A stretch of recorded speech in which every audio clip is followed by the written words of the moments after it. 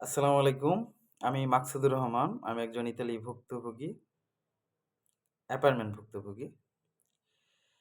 তো আমরা যারা অ্যাপার্টমেন্ট ভুক্তভোগী আছি, আসলে আমাদের চাইতে বড় ভুক্তভোগী আসলে ইতালি ভিসা প্রসেসিং এ যারা আছে, তাদের মধ্যে আর কেউ নেই। যে সকল ভাইয়েরা ভিসা পাচ্ছেন, তাদেরকে মন থেকে শুভকামনা।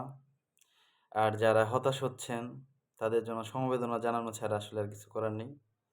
অবশ্যই আপনারা আমাদের চাইতে অনেক বেশি ভুক্তভোগী। কারণ আপনারা ২০২৩ সালে জমা দিছেন। কেউ বা ২২ এও আছে, এরকম আছে ২২ সালেও জমা দেওয়া। তো তারা ভিসা পাচ্ছে, এটা আসলে অনেক খুশির একটা সংবাদ। এটা শুনে অনেক খুশি লাগে যে হ্যাঁ, এম্বাসিতে ভিসা হচ্ছে। বিএফএস গ্লোবাল ভিসা দিচ্ছে, মানুষকে অ্যাপার্টমেন্ট দিচ্ছে, ডাকতেছে। অ্যাপার্টমেন্ট বলতে ডাকতেছে, অ্যাপার্টমেন্ট সিস্টেম যেটা, সেই সিস্টেমের আন্ডারে আসলে আমরা পড়ি, যারা আমরা অ্যাপার্টমেন্ট ভুক্তভোগী। তো আমাদের অবস্থানটা কি? আমরা যারা ভুক্তভোগী, একেকজনের ১ বছর, ১.৫ বছর হয়ে গেছে। আমরা একটা মেইল করে রাখছি, সেই মেইলের কোনো ধরনের অ্যান্সার দিচ্ছে না কেউ। আমরা আদৌ জানি না আমাদের সাথে কি হতে যাচ্ছে। আমাদেরকে বিভিন্ন কিছু দেখানো হচ্ছে যে এইটা করেন, ওইটা করেন, সেইটা করেন। আদৌ অব্দি লাভ কতটুকু? লাভ কতটুকু? লাভ হচ্ছে না তো ভাই। সুই আপডেট, হ্যাঁ, সুই আপডেট করা হয়েছে ভাই। কই অ্যাপয়েন্টমেন্ট তো পাচ্ছি না। তার জন্য আমি সুই আপডেট করছি। তারপরের টুকু কি? সেটা আপনি বলেন। এভাবে আসলে আর কতদিন? কিভাবে সম্ভব?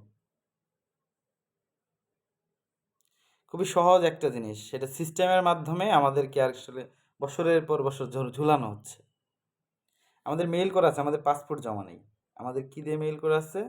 পারমিশন পেপার, নলস্তা নাম্বার দিয়ে। ওইখানে তারা ঢুকে দেখতে পারে যে আমাদের নলস্তা। তো আমাদের নলস্তাটা যদি ঠিক হয়ে থাকে, তারপরেও বাদ পড়ার অনেক কারণ আছে, যথেষ্ট কারণ আছে বাদ পড়া, সেটা আমরাও জানি। মালিকের অনেক অনেক সমস্যা থাকতে পারে, অনেক কারণে বাদ পড়তে পারে সে। কিন্তু নলস্তাটা ঠিক আছে কিনা এইটুকু কনফার্ম করতে তো পারে তারা। তারা তাও করবে না, তারা ২-৩ বছর ঝুলায় রাখবে। ২-৩ বছর পরে আপনি রিজেক্ট করে দিলেন। একটা মানুষের জীবন ২-৩ বছরে কি হতে পারে হিসাব আছে?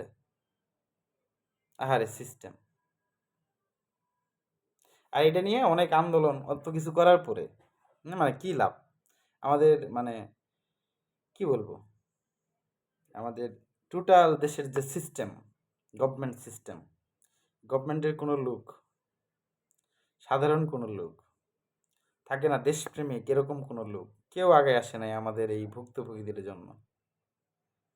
থাক, যতটুকু হচ্ছে আলহামদুলিল্লাহ। ভিসা হচ্ছে, সকলের জন্য দোয়া করি। ভিসা হচ্ছে, হোক। তাদেরকে শেষ করার পরে হয়তোবা আমাদের এদিকে আসবে। সেটা কবে, সেটা আসলে আমরা কেউ জানি না। সর্বোপরি সবাই মহান আল্লাহ রাব্বুল আলামিনকে স্মরণ করেন, চারদিকে শরণাপন্ন হন। তাছাড়া আসলে কি করার, কি বলার আছে? ভালো থাকবেন সবাই। সবার প্রতি শুভকামনা। আল্লাহ হাফেজ।